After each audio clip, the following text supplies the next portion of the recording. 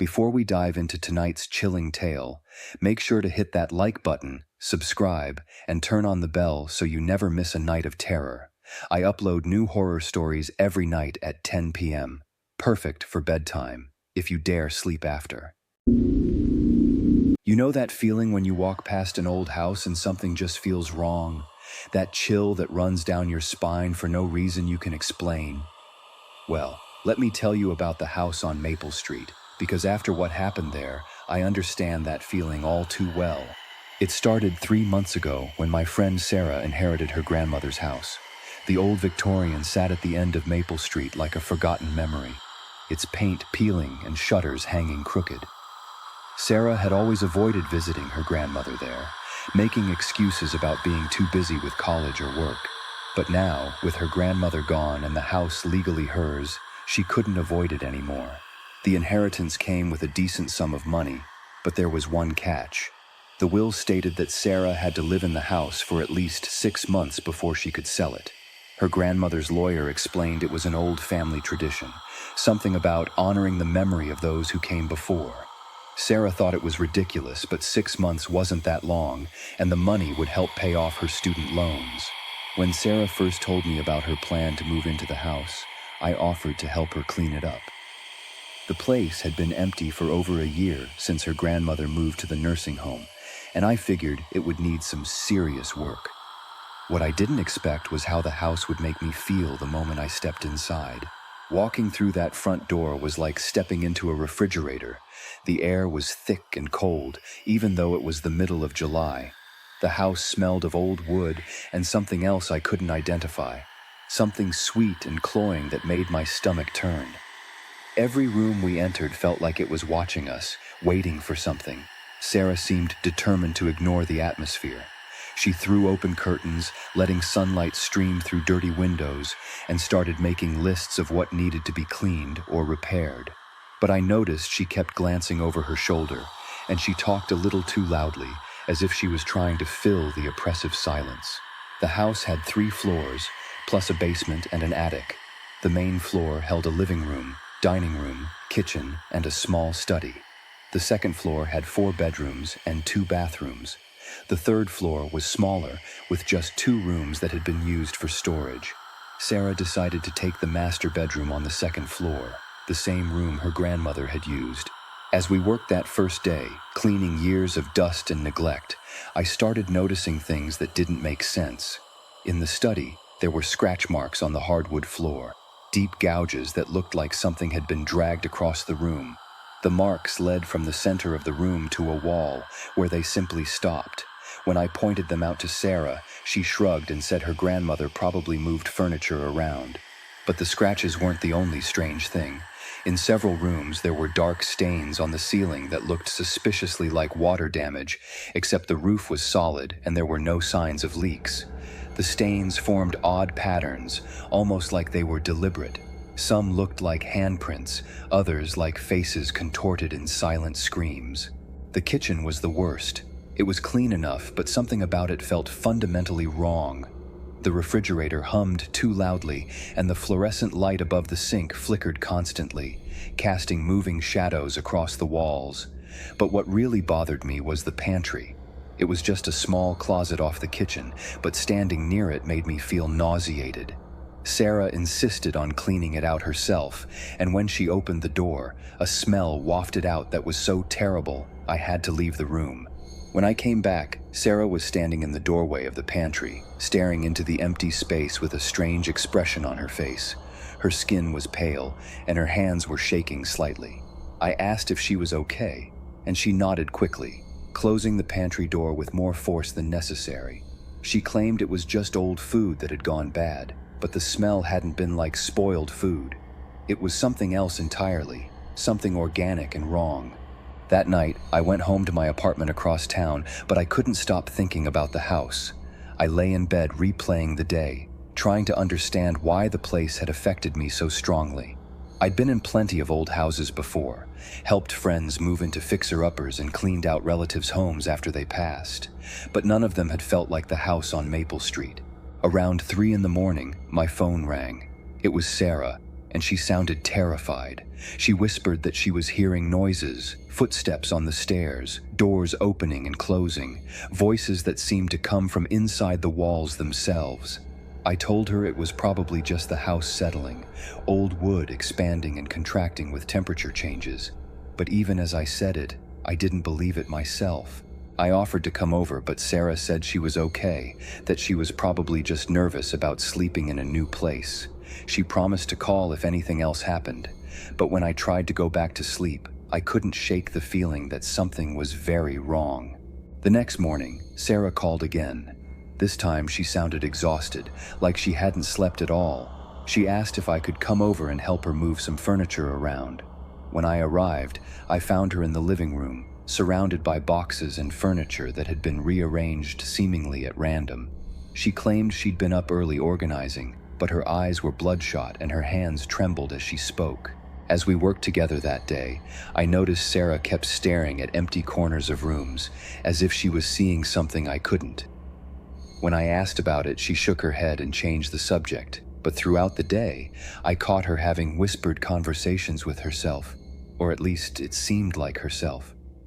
Sometimes it sounded like she was responding to someone else's voice, but I never heard anyone else speak. The basement was the last area we tackled. Sarah had been avoiding it, claiming the stairs were too steep and probably unsafe, but when we finally went down there, the stairs were solid and well maintained. The basement itself was surprisingly clean and dry, with stone walls and a concrete floor. But like every other part of the house, it felt wrong. In one corner of the basement, there was a section of the stone wall that looked different from the rest. The stones were darker and seemed to be placed more recently. When I pointed it out, Sarah's face went white, and she insisted we leave immediately. As we climbed back up the stairs, I could have sworn I heard something moving behind that wall, a scraping sound, like fingernails on stone. That evening, I decided to do some research on the house. I went to the local library and looked through old newspaper archives, searching for any mention of Maple Street or Sarah's family. What I found made my blood run cold. The house had a history that went back over a century, and that history was stained with tragedy. In 1923, a family of 5 had disappeared from the house overnight. Their belongings were left behind, dinner was still on the table, but the family was never seen again. The case had baffled police and remained unsolved. In 1945, another family moved in. Within 6 months, the father had killed his wife and 2 children before taking his own life. The official report stated that he'd suffered a mental breakdown, but neighbors reported that he'd been acting strangely for weeks before the tragedy, claiming that the house was telling him to do things. Throughout the decades, the pattern continued. Families would move in, and within months, something terrible would happen. Suicides, murders, disappearances. The house on Maple Street had claimed dozens of lives over the years. The only constant was Sarah's family, who had owned the house for generations, but somehow managed to survive there. I learned that Sarah's great-great-grandmother had been the original owner, and that the house had been passed down through the women of the family ever since. But here's the disturbing part. Every woman who inherited the house lived there alone. Their husbands and children would move out or simply disappear, leaving only the current matriarch to maintain the family's connection to the property. Sarah's grandmother had been the exception. She'd lived in the house with her husband and daughter, Sarah's mother, for several years. But when Sarah's mother turned 18, she'd left and never returned. Sarah's grandfather had died in the house under mysterious circumstances, and Sarah's grandmother had lived there alone until her health forced her into a nursing home.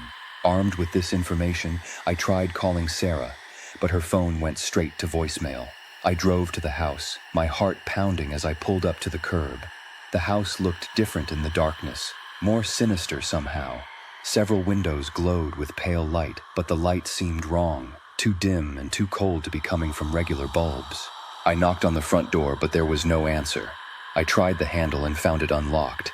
As I stepped inside, that familiar chill washed over me, but this time it was stronger, almost aggressive. The air itself seemed to push against me, trying to keep me from entering. I called Sarah's name, but my voice echoed strangely in the house, as if the sound was being absorbed by the walls themselves. I searched the main floor and found signs that Sarah had been there recently. A half-eaten sandwich on the kitchen counter, a book left open on the coffee table. But she was nowhere to be found. As I climbed the stairs to the second floor, I heard something that made me freeze. It was Sarah's voice, but she sounded different, younger, more frightened. She was saying something over and over, but I couldn't make out the words. The sound seemed to be coming from the master bedroom. I found the bedroom door closed, but light leaked out from underneath. I knocked gently and called Sarah's name. Her voice stopped abruptly, and for a moment there was complete silence. Then I heard footsteps approaching the door from the other side. The door opened slowly, and Sarah appeared. But something was wrong with her appearance. Her skin was pale, almost translucent, and her eyes looked sunken and dark.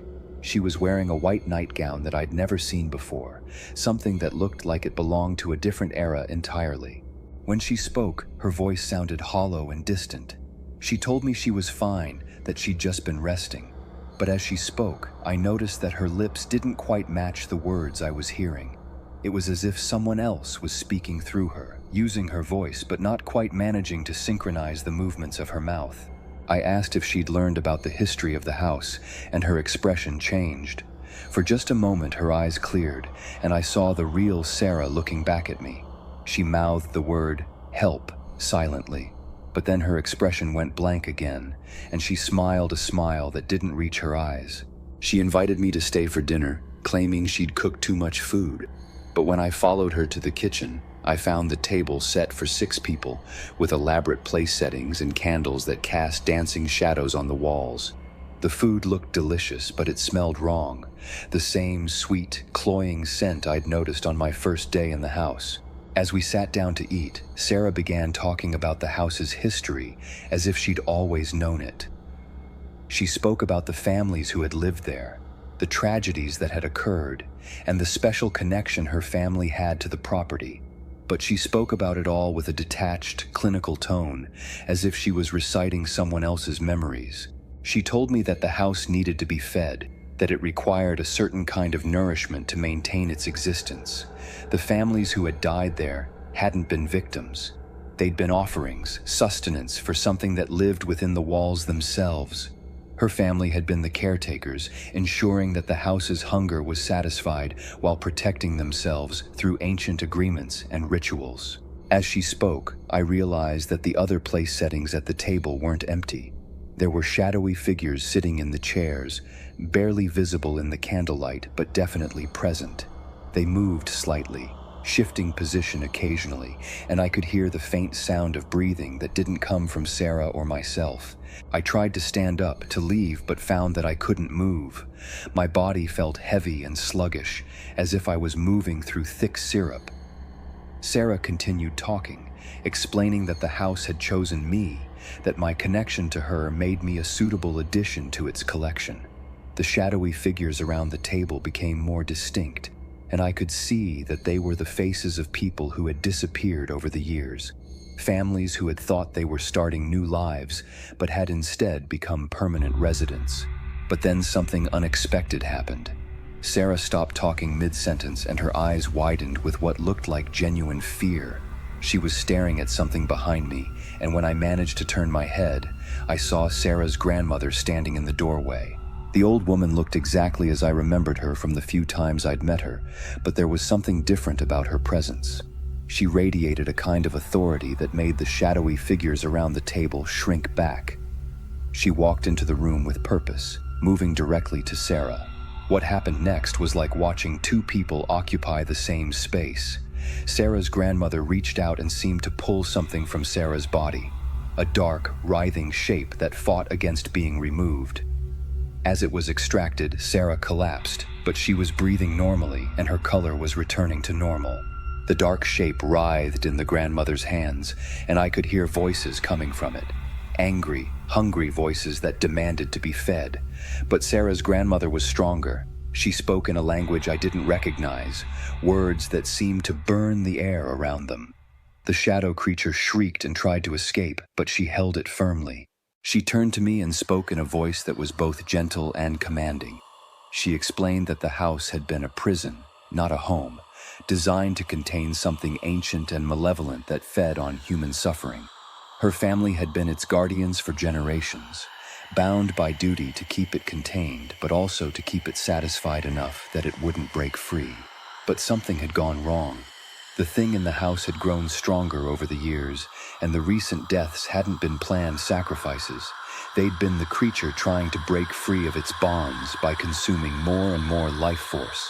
Sarah's inheritance of the house had been meant to continue the family's guardianship, but the creature had tried to possess her instead of accepting her as its keeper.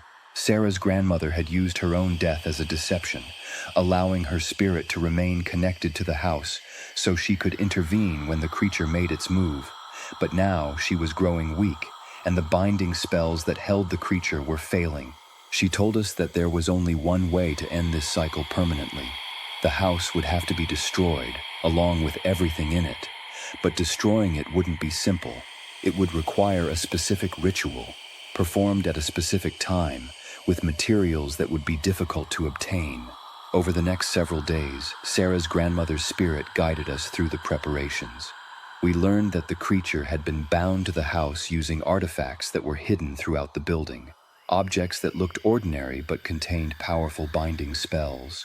To break the creature's hold on the physical world, we would need to destroy these artifacts in a specific order while reciting words in the ancient language her family had guarded for generations. The ritual had to be performed during the new moon, when the boundary between the physical and spiritual worlds was at its thinnest. We had less than a week to prepare, and every day we spent in the house made us more vulnerable to the creature's influence. During those days, I saw things that challenged everything I thought I knew about reality. Doors would open and close by themselves, revealing rooms that hadn't been there before.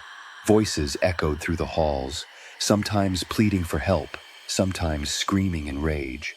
The temperature in the house fluctuated wildly, going from freezing cold to stifling heat within minutes. Sarah was recovering from her possession, but the experience had left her changed. She could see and hear things that I couldn't, and she often spoke to people who weren't there, or at least weren't visible to me. Her grandmother's spirit was almost constant companion, guiding her through the preparations and teaching her the words she would need to know. The artifacts we needed to destroy were hidden throughout the house, some in obvious places, others concealed behind walls or under floorboards. Each one was different. A mirror that reflected rooms that didn't exist, a music box that played melodies that made listeners weep uncontrollably, a photograph that showed different people depending on who was looking at it. As we found each artifact, the house itself seemed to react with increasing violence.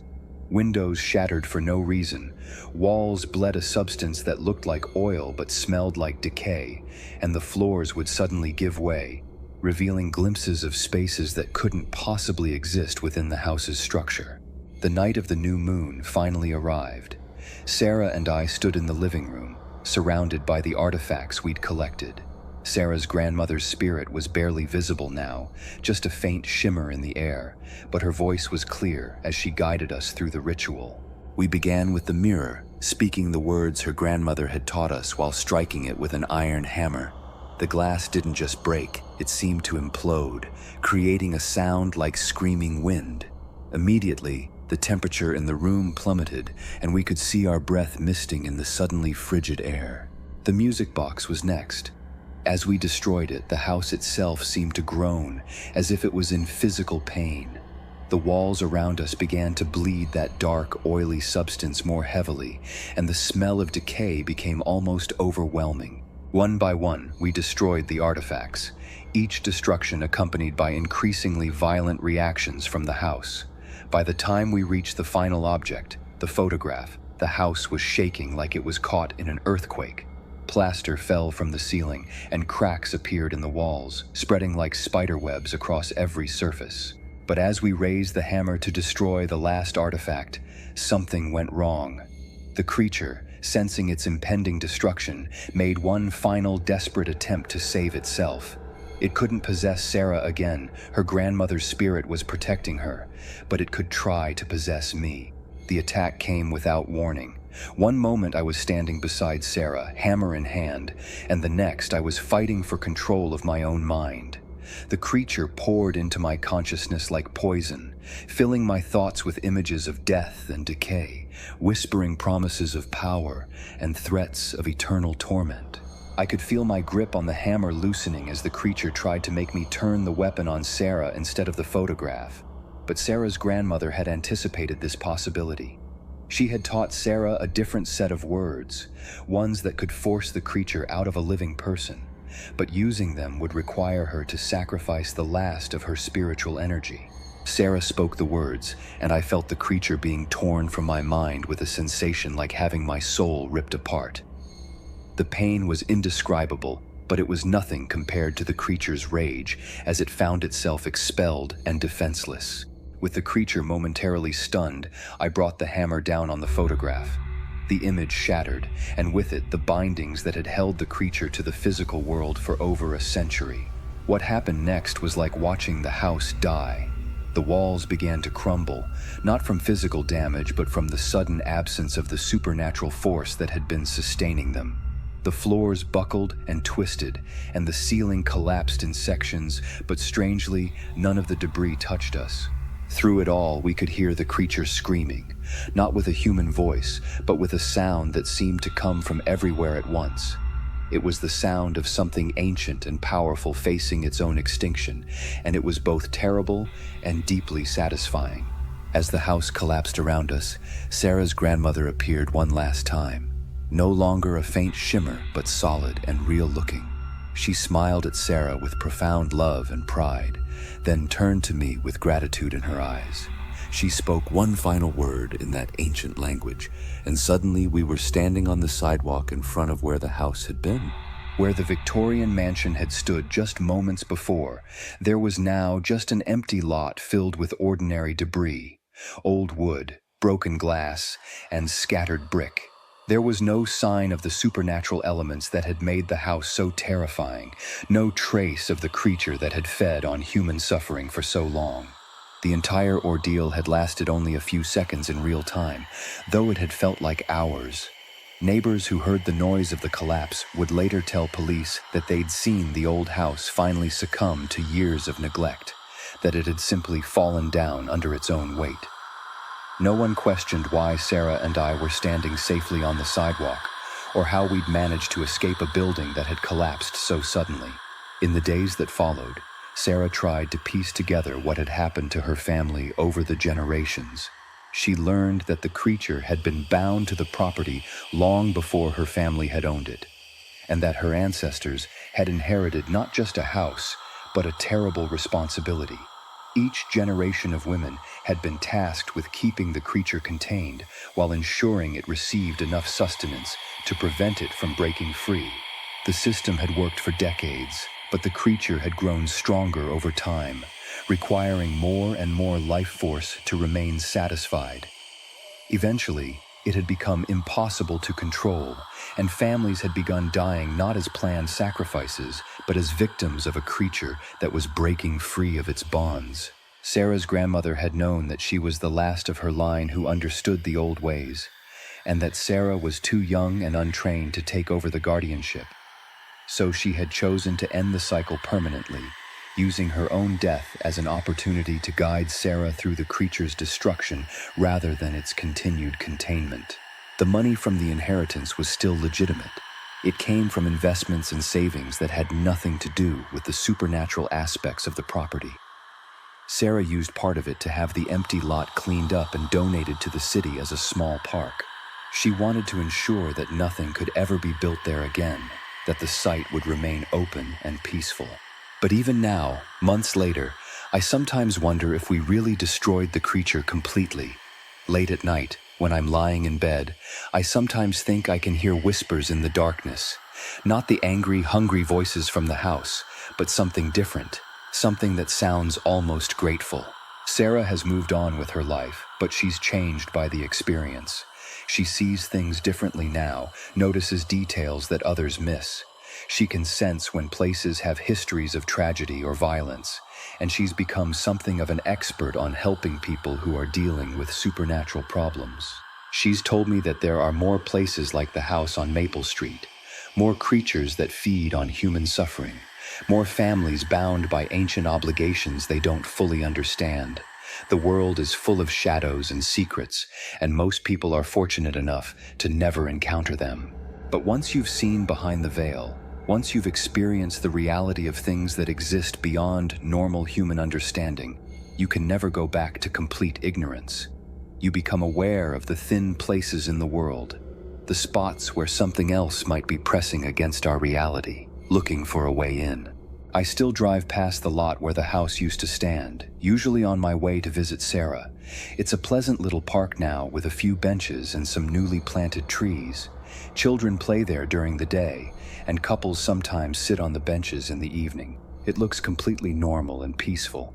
But sometimes, if I look at it just right, usually in the late afternoon when the light is starting to fade, I can almost see the outline of the house that used to be there.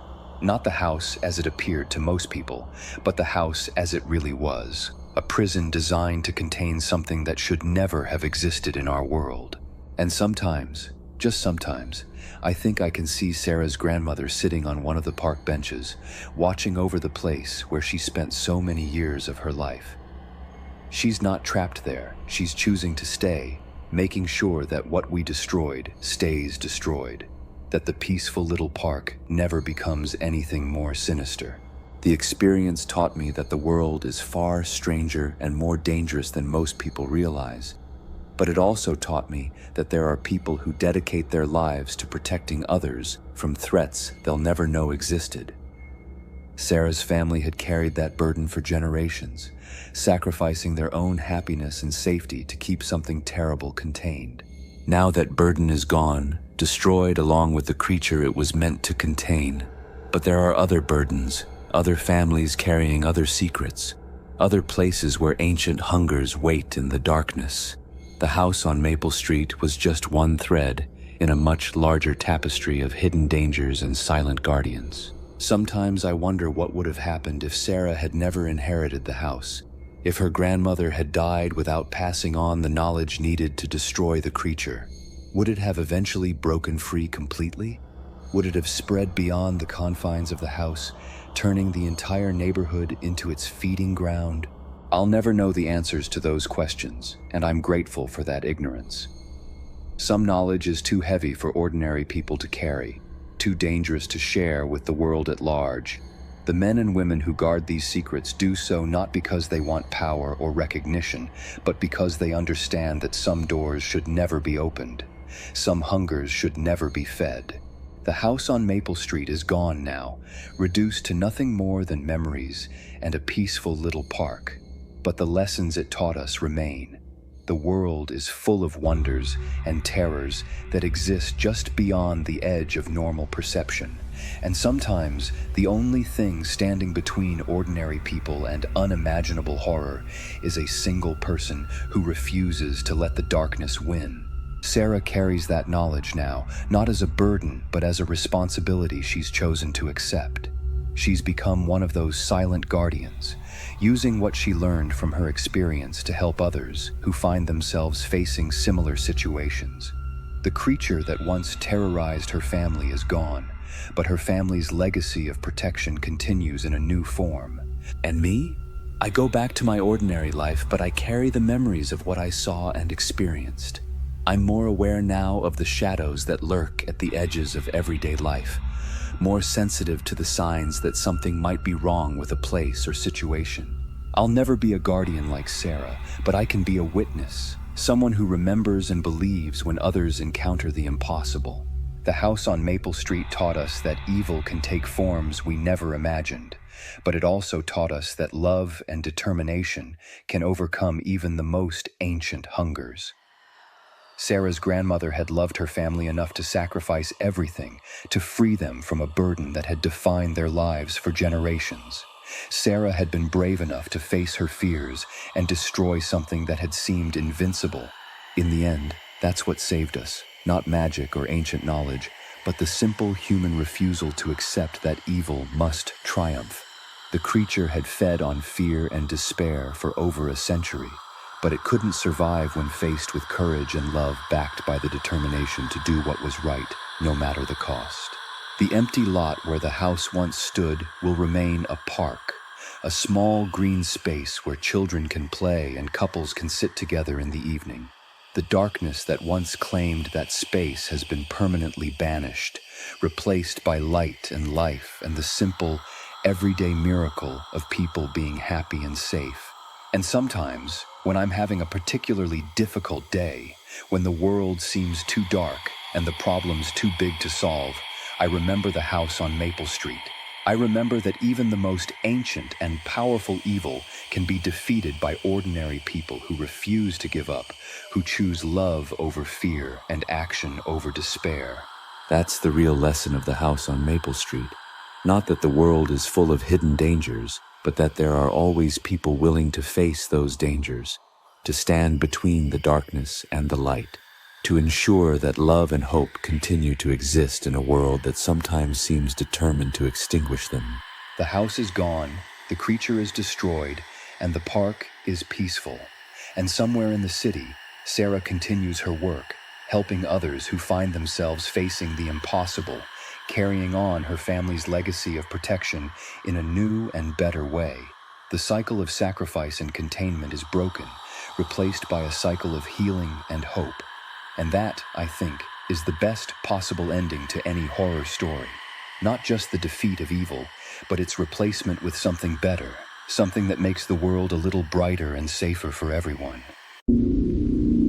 Working as a bartender in downtown Chicago seemed like the perfect job for me back in 2018. The pay was decent, the tips were good, and I genuinely enjoyed meeting new people every night. Murphy's Irish Pub had been around for decades, tucked between a vintage bookstore and a small bakery on a quiet street that came alive after dark. The building itself was old, probably from the 1920s, with exposed brick walls, dark wooden beams, and that authentic worn-in feel that couldn't be faked. I'd been working there for about 6 months when things started getting weird. At first, it was just small stuff that I brushed off as coincidence or my imagination running wild during those late-night shifts. Glasses would be in different spots than where I'd left them. The temperature would drop suddenly for no reason. Sometimes I'd hear footsteps upstairs in what was supposed to be an empty storage area.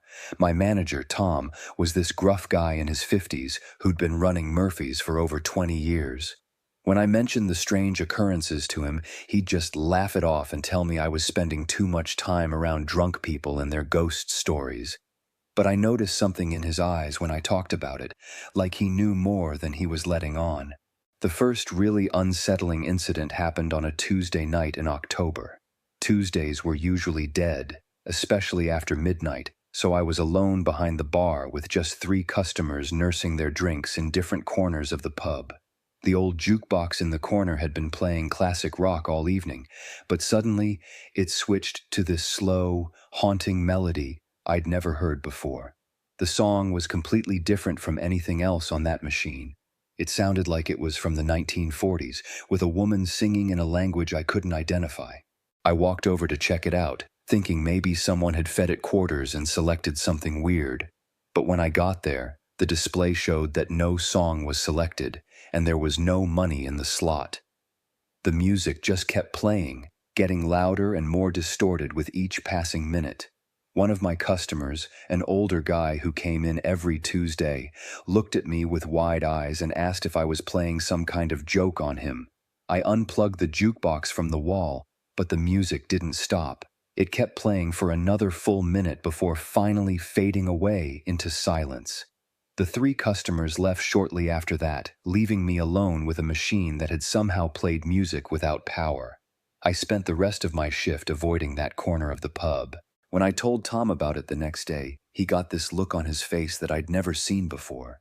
He was quiet for a long moment, then told me that the jukebox had belonged to the previous owner of the building. Apparently, it had some sentimental value, so they'd kept it when Murphy's took over the space in the late 1990s. He didn't elaborate, but something about the way he said it made me think there was a lot more to that story. Things escalated quickly after the jukebox incident. The next week, I started seeing someone in my peripheral vision while I was working. It was always the same figure, a woman in what looked like a 1940s dress, standing near the back corner where we kept the extra chairs stacked up. Every time I'd turn to get a better look, she'd be gone. But I could swear I caught glimpses of dark hair and pale skin, and sometimes I'd smell perfume that didn't match anything any of my customers were wearing. The other bartenders started noticing things too. Sarah, who worked the weekend shifts, mentioned that she'd been finding the front door unlocked in the mornings, even though she was certain she'd locked it the night before. Mike, who covered Thursday nights, said he'd been hearing someone walking around upstairs during his shifts, but when he'd go check, there was never anyone there. We started comparing notes, and a pattern emerged. All of these incidents were happening more frequently, and they seemed to be centered around the back corner of the pub where I'd been seeing the woman. That area had always felt a little colder than the rest of the bar, but now it was noticeably frigid. Customers would unconsciously avoid sitting at those tables, even on busy nights when seating was limited. I decided to do some research on the building's history.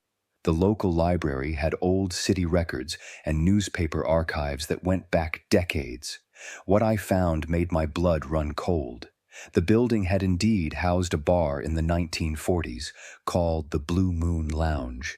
In 1947, a young woman named Eleanor Hartwell had been murdered there under mysterious circumstances. According to the newspaper articles I found, Eleanor was a regular at the Blue Moon. She was in her mid-20s, worked as a secretary downtown, and lived alone in a small apartment a few blocks away.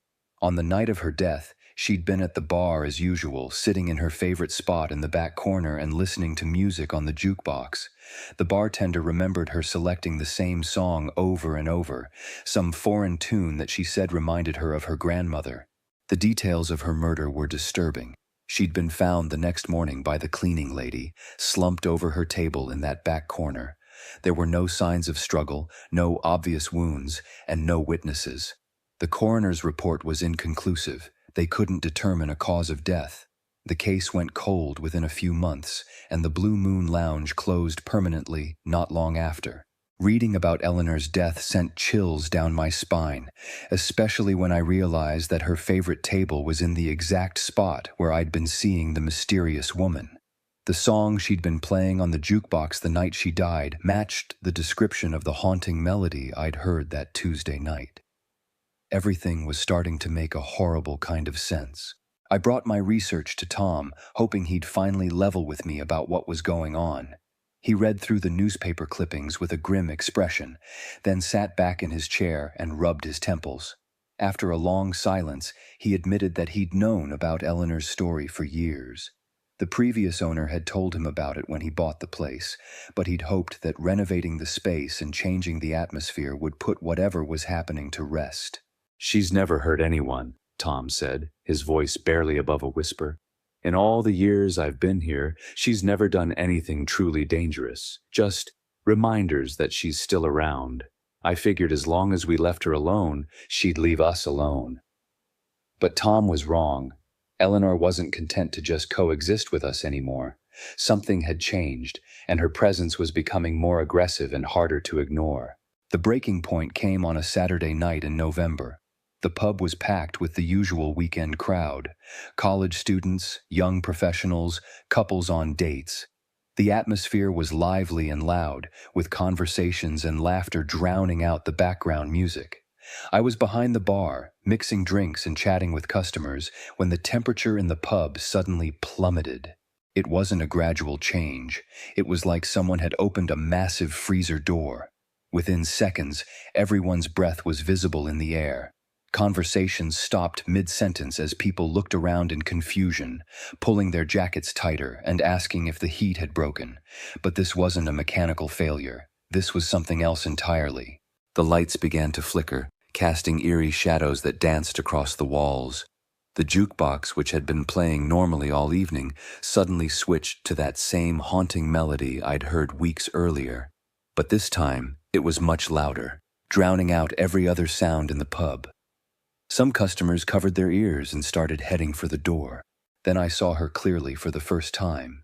Eleanor was standing in the back corner, no longer just a glimpse in my peripheral vision.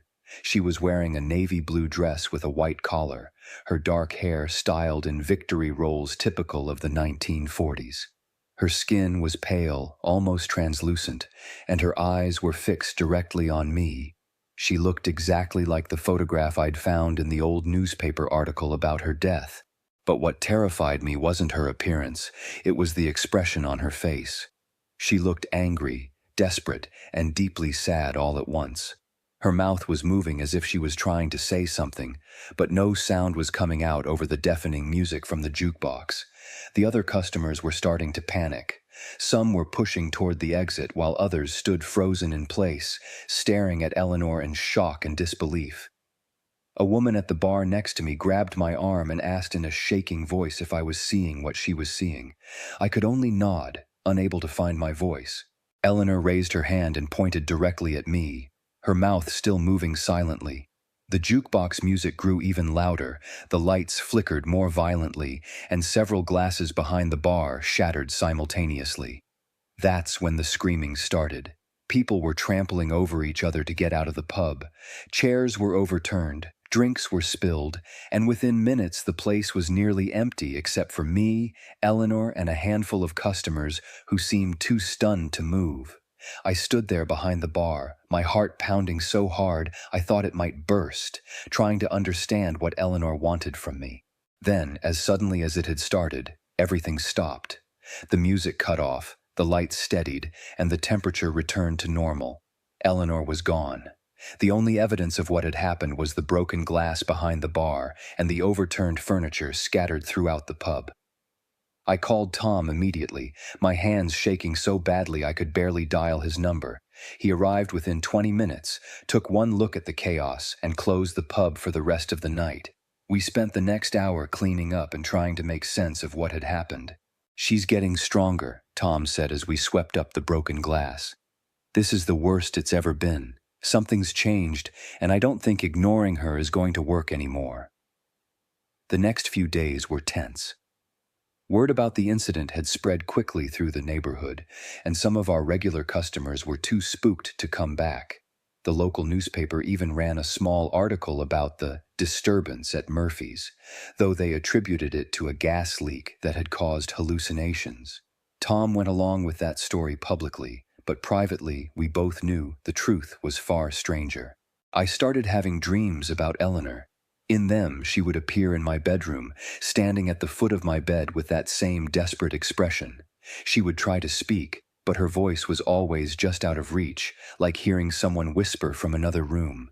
I would wake up exhausted and anxious, dreading another shift at the pub, but I couldn't quit.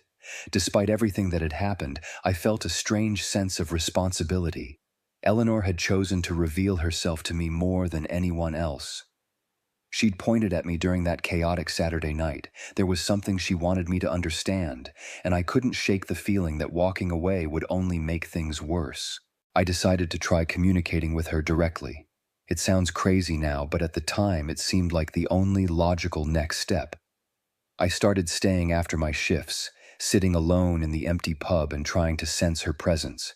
I would talk out loud, telling her that I knew her story and asking what she wanted from us. For several nights nothing happened, but on the fourth night, as I sat at the bar nursing a beer and talking to the empty room, I felt that familiar drop in temperature. Eleanor appeared slowly, like she was materializing out of the shadows in the back corner. This time she looked calmer, less agitated than before. She walked slowly toward the bar, and I forced myself to stay seated and not run. When she was about 10 feet away, she stopped and looked directly into my eyes. Her mouth moved, and this time I could hear her voice, faint and distant, like an old radio transmission through static. "Find the truth," she whispered. "They covered it up. Find what really happened." Before I could respond, she faded away, leaving me alone with more questions than answers. But at least now I had some direction. Eleanor wasn't just haunting the pub randomly. She wanted someone to uncover the real story behind her death. I threw myself into research with renewed determination. I spent hours at the library, combing through police records, court documents, and newspaper archives from 1947 and the years that followed. Most of the official records had been sanitized or were missing entirely, but I eventually found some leads in unlikely places. An elderly librarian named Mrs. Patterson remembered the case and mentioned that her late husband had been a police officer at the time. She still had some of his personal files and boxes in her attic, and she agreed to let me look through them. What I found there changed everything I thought I knew about Eleanor's death. According to Officer Patterson's notes, Eleanor hadn't been a random victim. She'd been having an affair with a married city councilman named Robert Hayes. Hayes was a prominent figure in local politics, with aspirations for higher office and a reputation to protect. When Eleanor threatened to expose their relationship, he'd apparently decided to silence her permanently. The night of her death, Hayes had met Eleanor at the Blue Moon Lounge. Officer Patterson's notes suggested that Hayes had poisoned Eleanor's drink with something that would cause cardiac arrest, a method that would be difficult to detect with the forensic technology available in 1947. Hayes had connections throughout the police department and city government, and he'd used his influence to ensure that the investigation was quietly dropped. Eleanor had been murdered not by a random stranger, but by someone she trusted, someone who had used her feelings for him to lure her to her death. The injustice of it all made me sick to my stomach, but it also gave me a sense of purpose. She'd been trying to tell someone the truth for over 70 years, and finally, someone was listening. The problem was that Robert Hayes had died in 1983, taking his secrets with him to the grave. There was no legal recourse, no way to bring him to justice posthumously. But I realized that wasn't necessarily what Eleanor wanted. She just wanted someone to know the truth, to acknowledge what had really happened to her. The next night I returned to the pub after closing and sat in Eleanor's favorite spot in the back corner. I brought Officer Patterson's notes with me and read them aloud, explaining everything I'd discovered about Robert Hayes and the cover-up that had followed her murder. Eleanor appeared almost immediately, but this time she looked different. The anger and desperation were gone from her face, replaced by something that looked like relief. She stood listening as I told her story, nodding occasionally as if confirming details I'd gotten right. When I finished reading, she smiled, the first time I'd seen any expression other than sadness or anger on her face. She walked closer to me, and I could see tears on her cheeks. She mouthed the words, "Thank you," and then she began to fade away. But this time was different. As she disappeared, the oppressive cold that had always accompanied her presence lifted from the pub. The back corner, which had been frigid for months, warmed to match the rest of the room. The jukebox, which had been acting erratically for weeks, went completely silent and stayed that way. Eleanor was gone, and this time I knew she wasn't coming back. I wrote up everything I'd discovered and gave copies to Tom, Mrs. Patterson, and the local historical society. It wasn't much, but it was something. Eleanor's story would be part of the official record now, even if justice had come 70 years too late. Murphy's returned to normal after that night. The strange incidents stopped completely, and the pub felt lighter somehow, as if a weight had been lifted from the entire building. Customers gradually returned, drawn by the comfortable atmosphere and good drinks, unaware that they were now sharing the space with only the living. I continued working at Murphy's for another year before eventually moving on to other opportunities. But I'll never forget my time there, or the woman who trusted me with her story.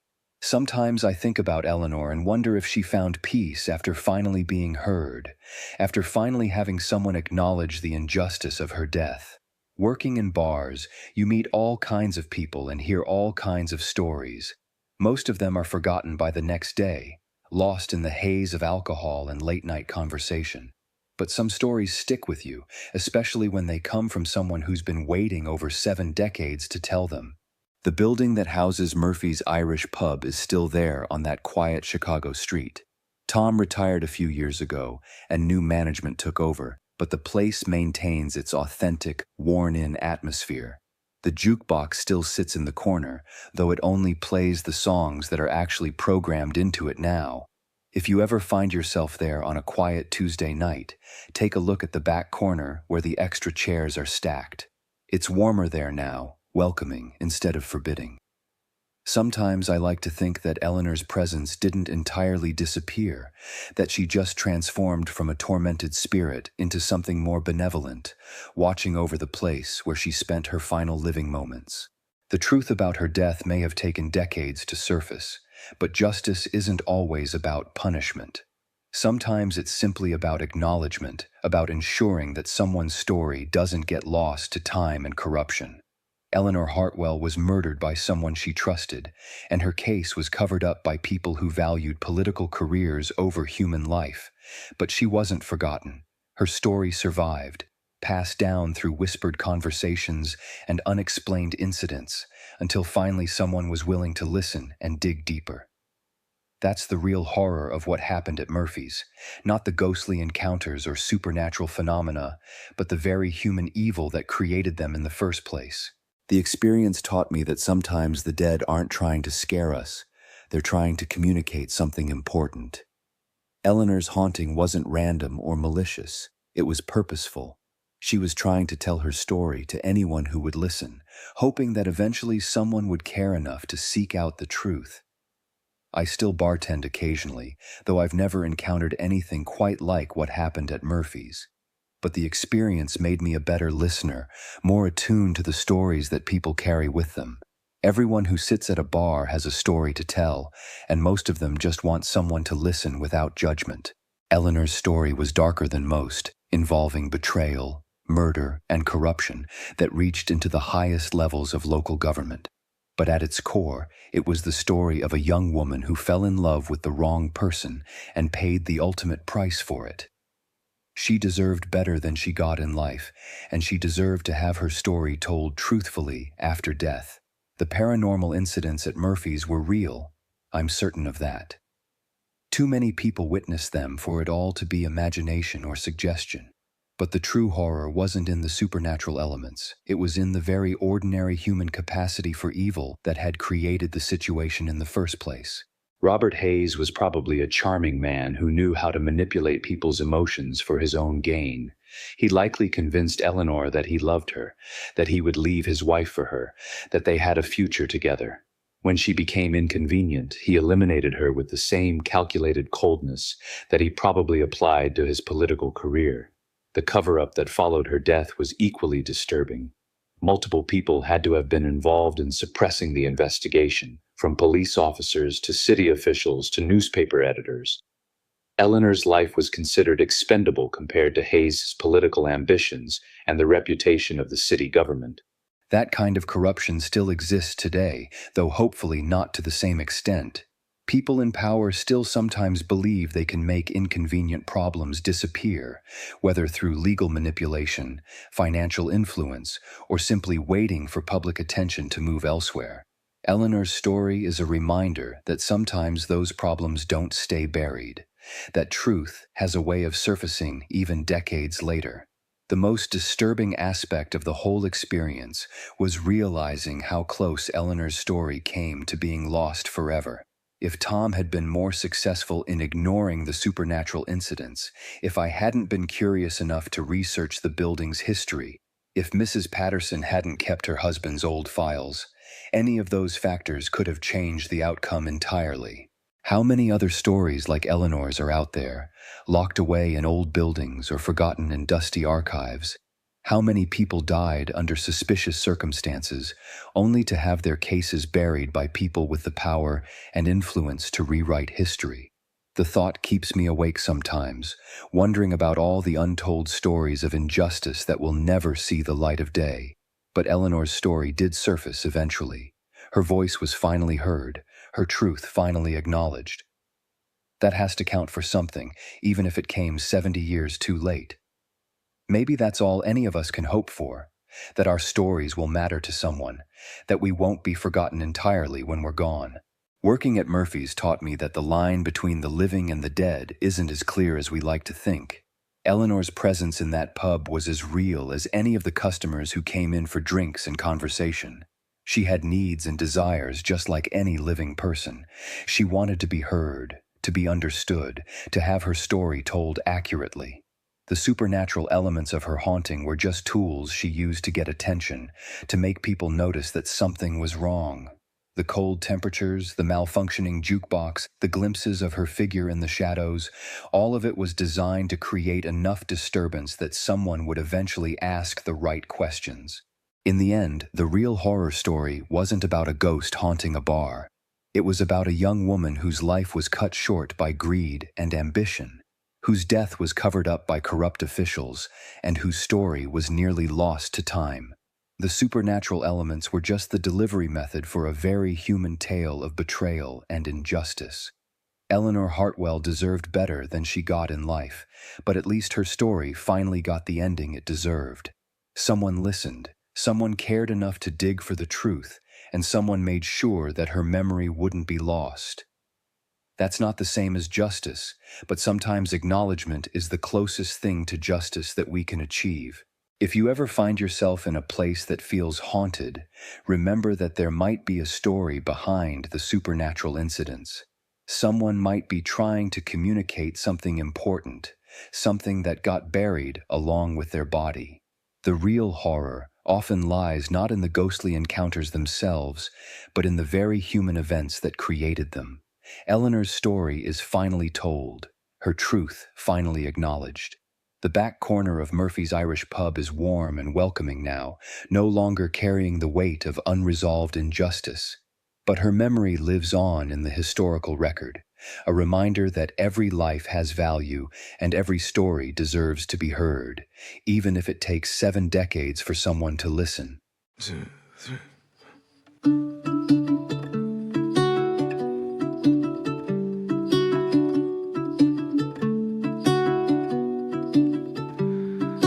Depths of silence, where echoes remain. You were the sunrise, and I was the rain. A collision of souls, opposing in flight.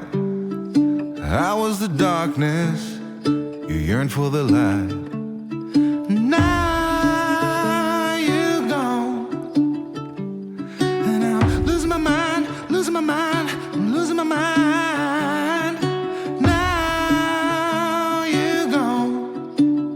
Why did you cut me up, bring me out, and leave me high and dry?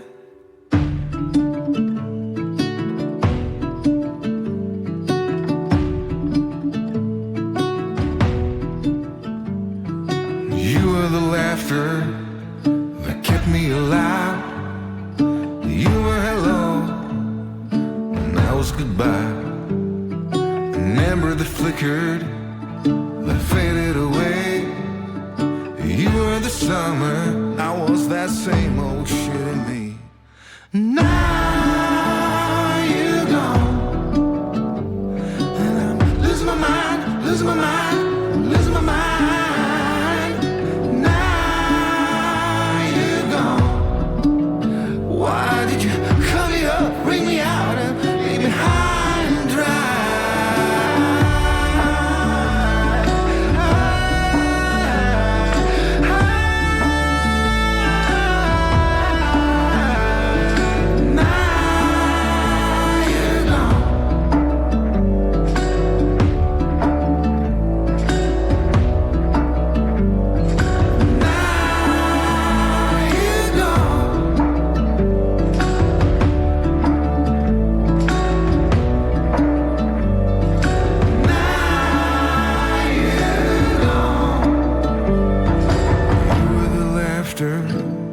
That kept me alive. I said hold on, you said goodbye.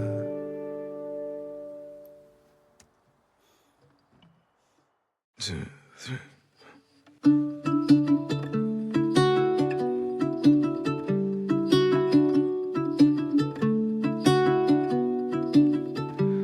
In the depths of silence, where echoes remain. You were the sunrise, and I was the rain. A collision of souls, opposing in flight. I was the darkness, you yearned for the light.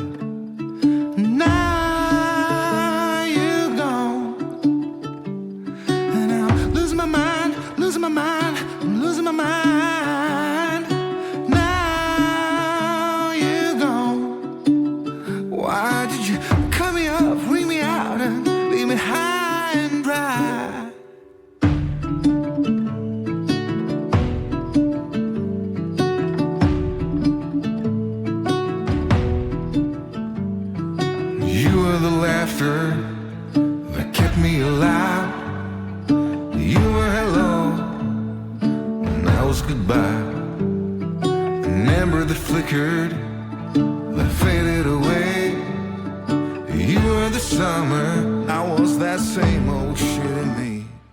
Now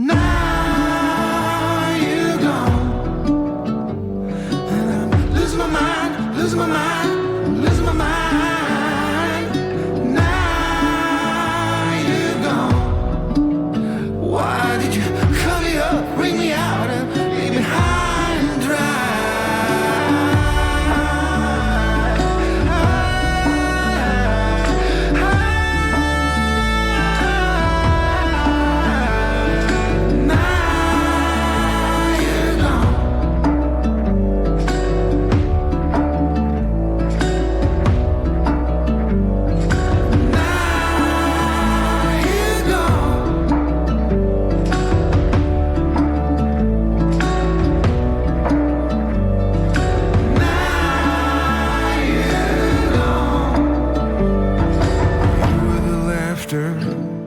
That kept me alive. I said, hold on. You said goodbye.